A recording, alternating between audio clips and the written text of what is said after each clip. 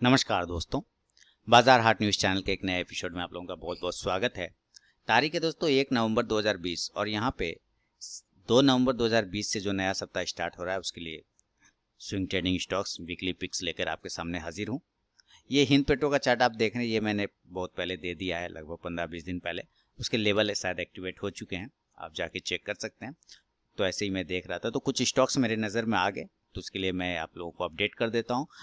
15-20 minute की video बनेगी, 2-3 stocks आपको बताऊंगा जिसमें आप swing trading stock, short term call, positional call ले सकते हैं। अपनी रिसर्च एनालिसिस खुद करें, मैं सिर्फ अपना रिसर्च एनालिसिस दिखा रहा हूँ कि मैं क्यों स्टॉक्स को सेलेक्ट कर रहा हूँ, किस लेवल पे बाय करना है। तो फीडबैक जरूर दीजिएगा आप अपना, और लाइव मार्केट में अगर कॉल चाहिए तो टेलीग्राम चैनल को जरूर ज्वाइन कर लीजिएगा। देखिए, सबसे पहला स्टॉक जो मैंने सेलेक्ट किया है वो है ICICI प्रू लाइफ। बहुत सारे कॉल सक्सेस आपने लिए हैं, सक्सेसफुल कॉल मैंने आपको दिए हैं टेलीग्राम चैनल पे, अपने यूट्यूब चैनल पे। उसी क्रम में, उसी सीरीज में आगे ये वीकली पिक्स है ICICI प्रू लाइफ। सिलेक्शन का रीजन पहले समझ लेते हैं, क्यों सेलेक्ट हुआ है ये स्टॉक्स। देखिए, ICICI pru life insurance sector की कंपनी, आपको ये बेहतर तरीके से पता है। तो ये इंश्योरेंस सेक्टर की कंपनी है, जैसा कि आपको पता है। और अभी देखिए, ये ICICI प्रू लाइफ बिल्कुल अपसाइड में गया था, जैसा कि आप देख रहे हैं अगस्त मंथ में, फिर वहां से रिजेक्ट होकर नीचे आया। एक हाई पॉइंट पहले इसने क्रिएट किया और वो हाई 485 के आसपास का था, जो मैंने आपके सामने चार्ट पे लगा दिया है। ठीक है, अब वहां से वो डाउनफॉल करता है, स्टार्ट करता है नीचे की साइड में आना, और एक पुराना रेजिस्टेंस लेवल को होल्ड करता है। और वो रेजिस्टेंस लेवल, वो कहीं ना कहीं आप देखेंगे तो ये वाला पॉइंट आप देख रहे हैं, यहाँ पर से स्टॉक रजिस्ट कर रहा था, यहीं से ये गिर के नीचे आया था।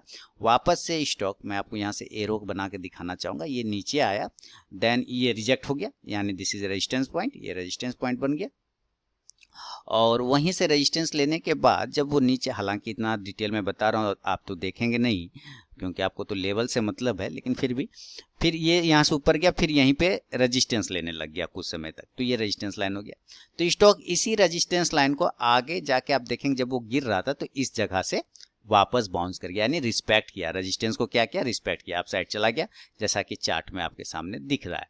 तो यहाँ से वो अपसाइड गया, लेकिन फिर अब ये सपोर्ट हो गया, वो जो रेजिस्टेंस था यहाँ पे, अब वो सपोर्ट बन गया हमारा, तो ये हमारा एक सपोर्ट लेवल बन गया। वापस यहाँ से ऊपर जाता है और एक छोटा सा रेजिस्टेंस जो पहले वाला था, वो सपोर्ट था, उसे रेजिस्टेंस बना के वो नीचे आ जाता है। ये देखिए, ये अब रेजिस्टेंस का काम कर गया, फिर नीचे आया, वापस इसी सपोर्ट को होल्ड कर गया, और यहाँ पे 2-4 दिनों से होल्ड कर रहा है। तो पहली बात क्या है कि टेक्निकल चार्ट पे ये स्टॉक अपने आप को पॉजिटिव करने की कोशिश कर रहा है, क्योंकि इसी प्राइस से एक बार ऊपर भागा था, दूसरा बार भी ऊपर गया, तीसरा बार भी ऊपर जाने की कोशिश कर रहा है, क्योंकि यहाँ पे होल्ड कर रहा है। लेकिन ये कब करेगा, ये इंपॉर्टेंट है। सबसे पहले तो टेक्निकल हम लोग देख रहे हैं कि बहुत ही बेहतरीन पैटर्न बना रहा है, अप साइड जाने, मैंने एरो भी लगा रखे हैं, अप साइड जाने के चांस बनते हैं। लेकिन कब जाएगा, अभी यहाँ पे इसको समझिए कब जाने के चांस है।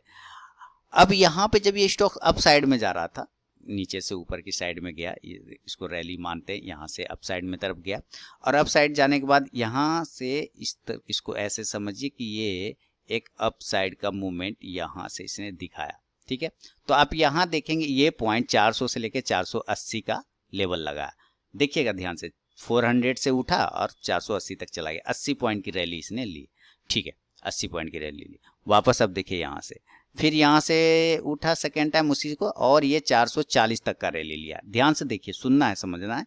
400 पहला 400 से गया तो 480 तक, सेकेंड टाइम फिर 400 से गया तो 440 तक गया। क्लियर है, यानी कि उसका 50%, इस अपसाइड का 50% को इसने कवर किया यहाँ पे।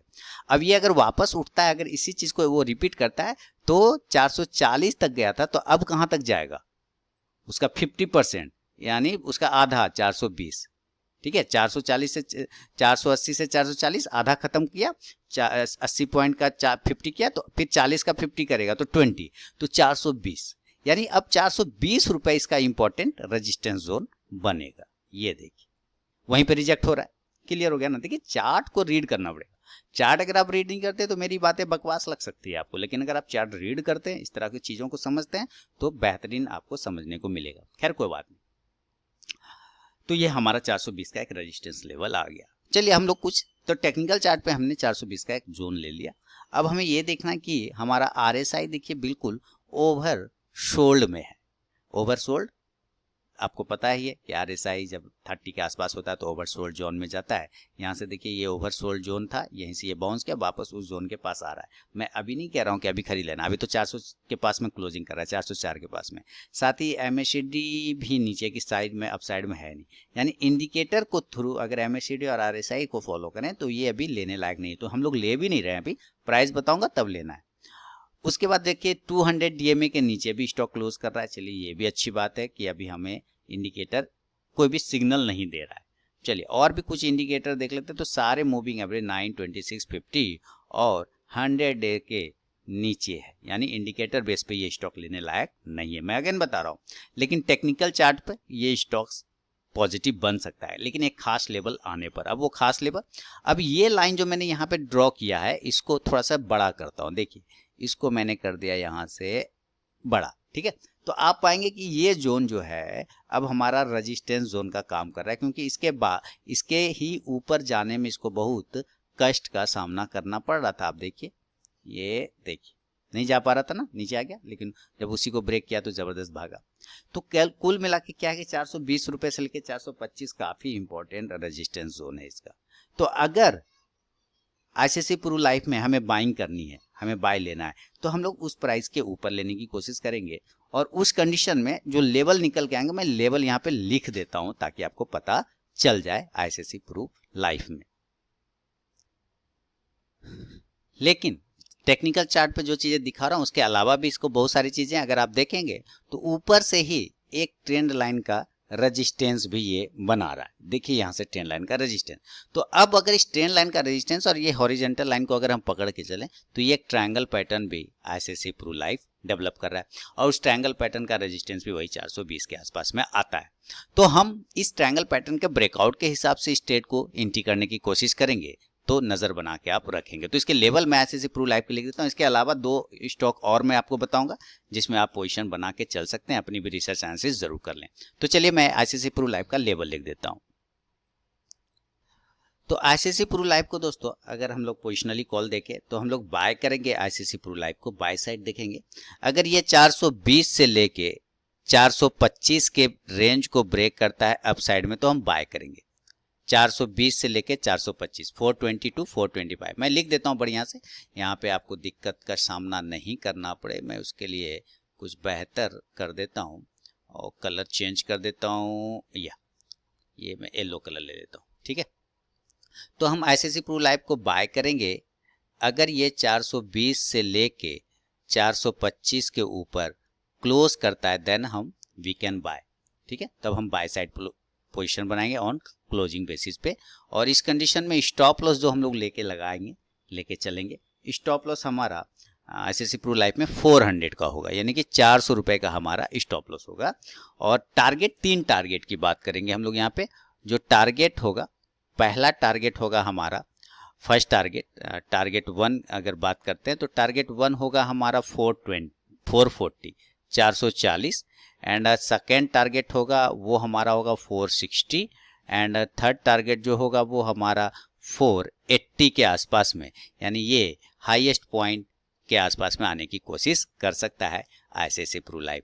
तो दिस इज फर्स्ट टारगेट 440, 440 का पहला टारगेट, सेकंड 460 और फाइनल टारगेट 480 का है। बाय करेंगे 420 से 425 के बीच में अगर क्लोज करेगा देन स्टॉप लॉस 400 का, एंड लेवल हमारा टारगेट ये।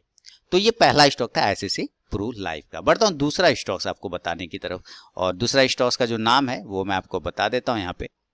ऐसे आप देखेंगे ICICI प्रू लाइफ का चार्ट बेहतरीन बना हुआ है, बहुत बड़ा एक राउंडिंग बॉटम पैटर्न यहाँ से बनाया था, और उस पैटर्न को वो रिपीट करने की कोशिश करता हुआ आपको नजर आ रहा होगा।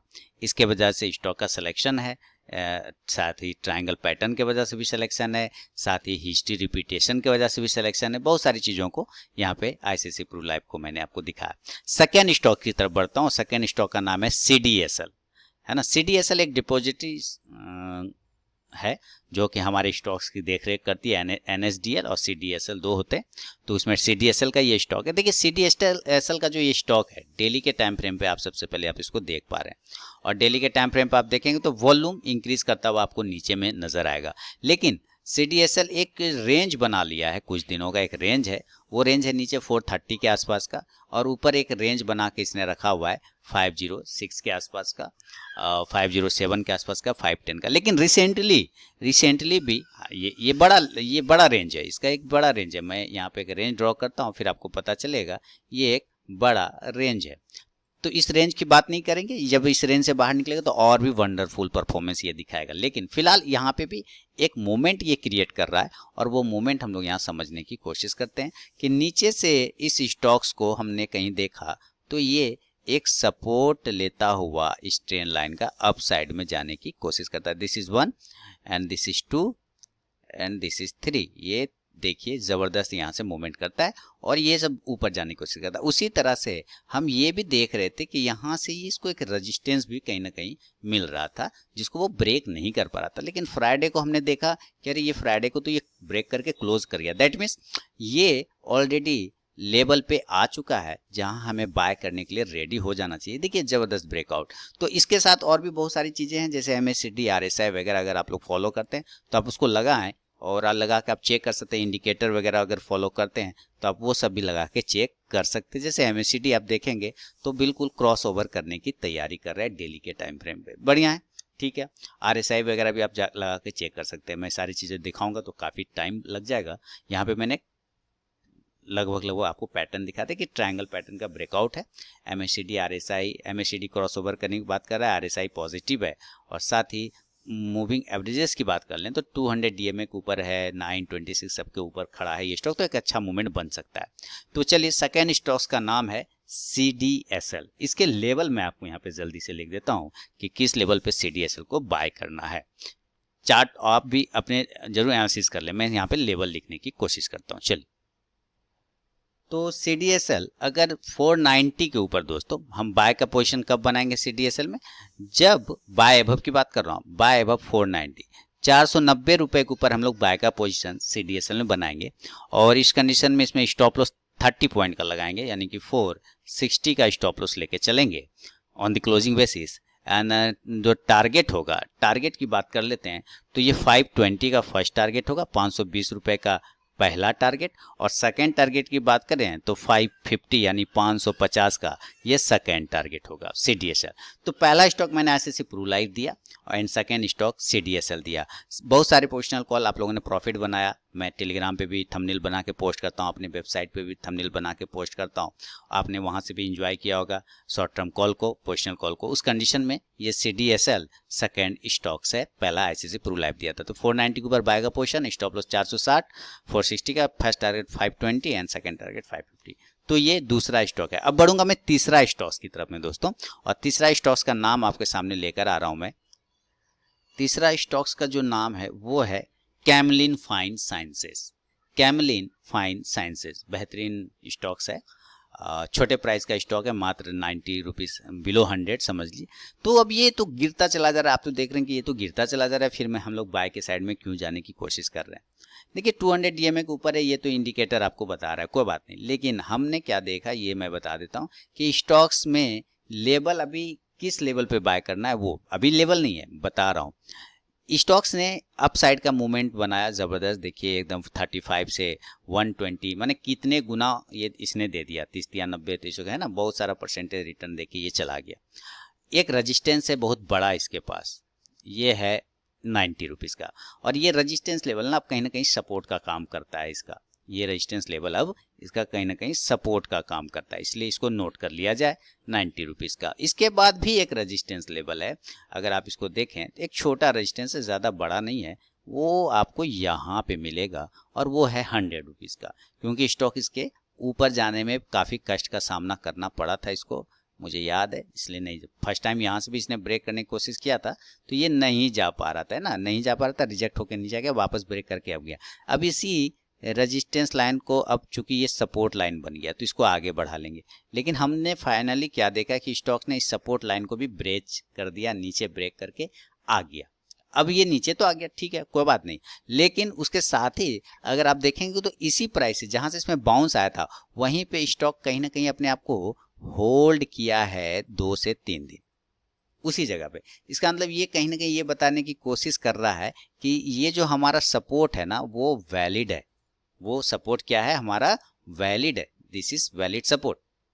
अब ये तो हो गया वैलिड सपोर्ट हो गया, ठीक है। अब ऊपर से भी हम यहाँ से देखते हैं तो ये बिल्कुल ही डाउनफॉल में आता चला जा रहा है, बिल्कुल ही डाउनफॉल में आता जा रहा है। तो फिर से हमारा एक ट्रायंगल में फंस गया है।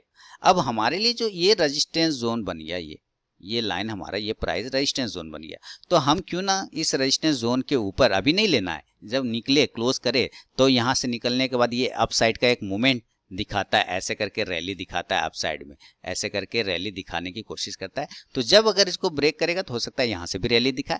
तो उसको देखते हुए चूंकि सारे मूविंग एवरेजेस के ऊपर क्लोज कर रहा है, MACD वगैरह भी अगर आप लोग फिर से देखना चाहें वो आप लगा के देख लीजिएगा दोस्तों, मैंने सारे चेक किए हुए हैं।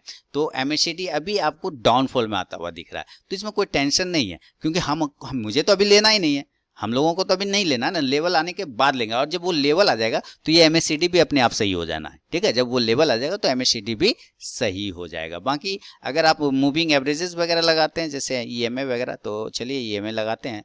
कुछ EMA को मैं, अच्छा इसी को चेक हो जाता, मैंने बेकार प्लॉट कर लिया, चलिए इसको ही चेंज कर देता हूँ। देखिए 200 डे के ऊपर है, अगर 100 डे को देखें तो 100 डे के भी आपको ऊपर नजर आएगा, है ना, ऊपर है ना खड़ा। उसके बाद 50 देखते हैं तो 50 के पास में बिल्कुल अपने आप को होल्ड कर रहा है। उसके बाद 26 को देखें तो जस्ट उसके नीचे आया हुआ है। बस यही चीजें प्रॉब्लम कर रहा है कि वो 26 के नीचे आया, तो हमें क्यों लेना है, अभी लेना है नहीं, लेवल आने के बाद लेंगे तो वो सारी चीज़ें सही हो जाएगी। तो इसके लेवल को मैं यहाँ पे नोट कर देता हूँ आपके लिए।